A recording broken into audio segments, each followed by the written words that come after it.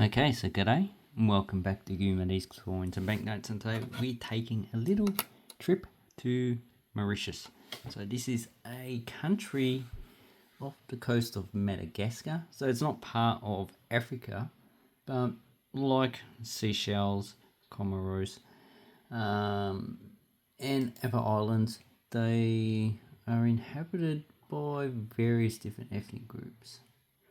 So this one is mostly derived from Indian heritage. They do have some European, African mixed in, but the islands itself was pretty much uninhabited for a long period of time. The current population of Mauritius is 1.2 million, so that's different from Seychelles, which has a population of around 100,000. But basically, these are the most wealthiest countries in the Africa region, with a lot of, I think the average take-home pay for someone is about 30,000 Australian dollars, which is a lot more than most African countries. So the lowest, I believe, is less than $1,000 per year. I'm talking about per year. But Mauritius has done a really good job in increasing the living standards. And I believe the current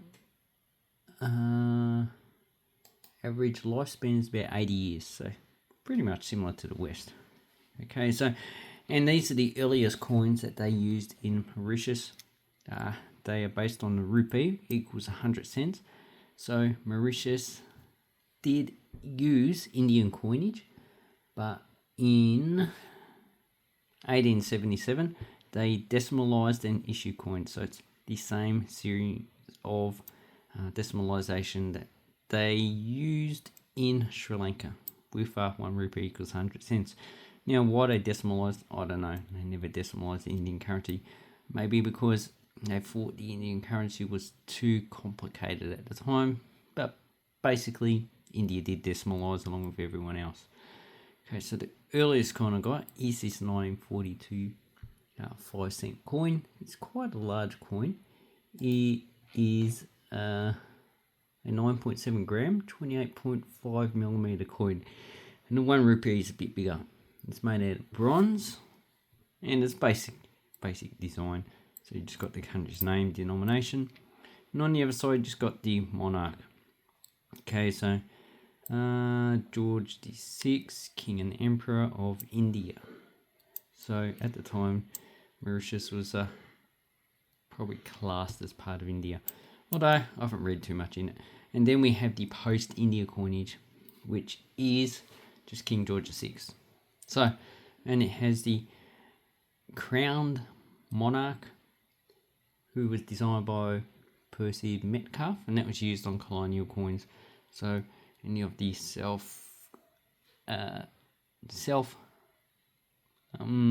countries that, it's a bit lost words. Any self-governing territories like Australia and New Zealand had the uncrowned effigy of the current monarch.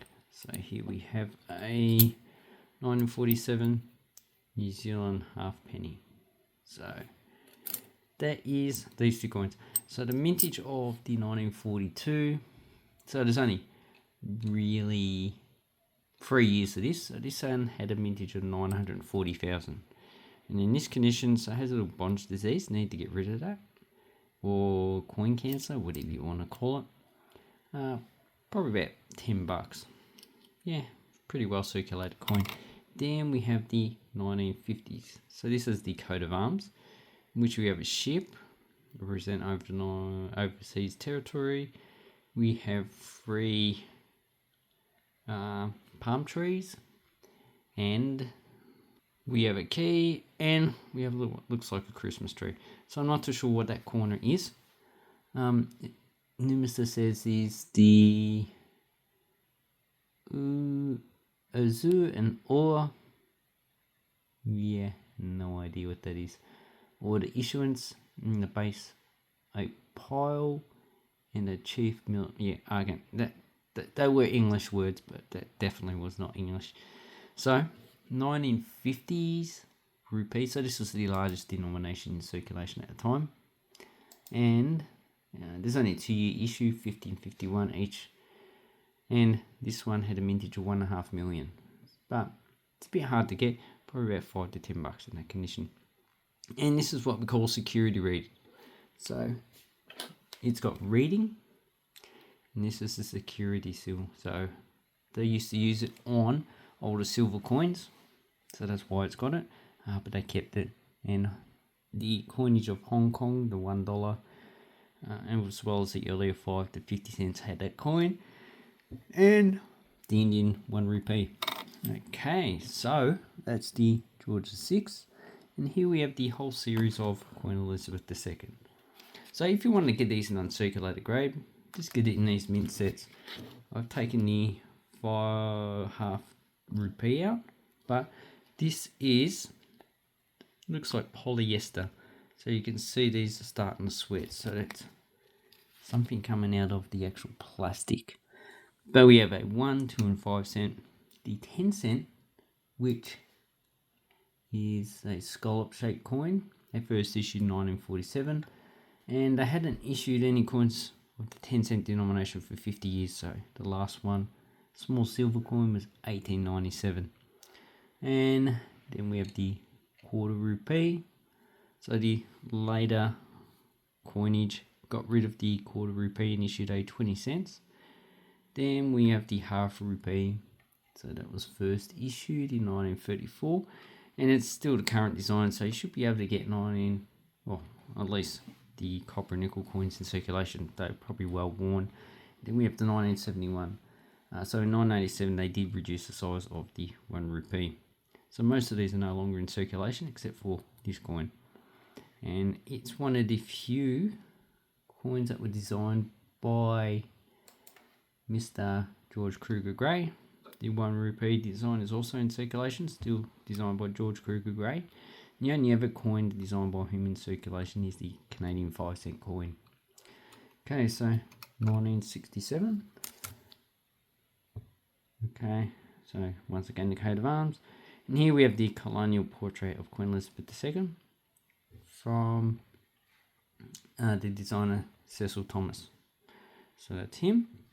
Okay, let's have a look at mintages. So, just for these coins, the 1971 cent, 1.5 million. And just have to remember the population at the time was less than 1 million. 1967 for the 2 cent, 250,000. So pretty low. The 5 cent, 1971, had a mintage of 500,000. And the 1975 and 78, all these coins seem to be the most common type of coin in circulation. The 1971 10 cent, 300,000. The 1971 quarter rupee, 540,000. The half rupee had a mintage of 400,000. And the 1 rupee from 1971 had a mintage of 600,000. So really the lowest mintages are some of these coins here. But so basically I would say this is probably $5 each for if you wanted to purchase these. And this one's also probably 5, 10, I'd say 5 to 10 of that, probably about 5. But they're a nice type of coin. Okay, so these are pretty boring. The only interesting thing about this is actually a scallop, and you can only buy this on the coin market. They're no longer in circulation. And here we have the quarter rupee. So this has various aspects of history. So we've got English history, to the rose. We have a lotus representing the Indians that come over. We have the French fleur. This is George Kruger Gray. So that represents the French history of the island. And this is at the time, the ruling monarchy of the United Kingdom. So that's what that represents. And it's the same size as a Cypriot 25 mils. Okay, then we have the half rupee. So the half rupee is really... Did he ever have an animal? No, so it's the only coin that has an animal on it. So this animal is a swamp deer. And the swamp deers are not native to the island. They come from Africa. And I'm curious as to why they haven't put a dodo on actual coin. So there are native birds, and the dodo is the largest. But anyway, maybe someone felt that this was a delicious type of animal. Okay, security rated, and you can see this one has suffered from a little bit of tanning from your polystyrene and your largest coin. So that's basically it for all these coins. Not really an exciting coin. No, we're not talking about Egyptian coins, which are more interesting, or even, what else is more interesting? Even the current Euro coins have more varied design. So this is the first one I've ever got. So anyway, hope this helps you with coin and banknote collecting. Let me know which one is your favourite coin, and have an awesome coin and banknote collecting time.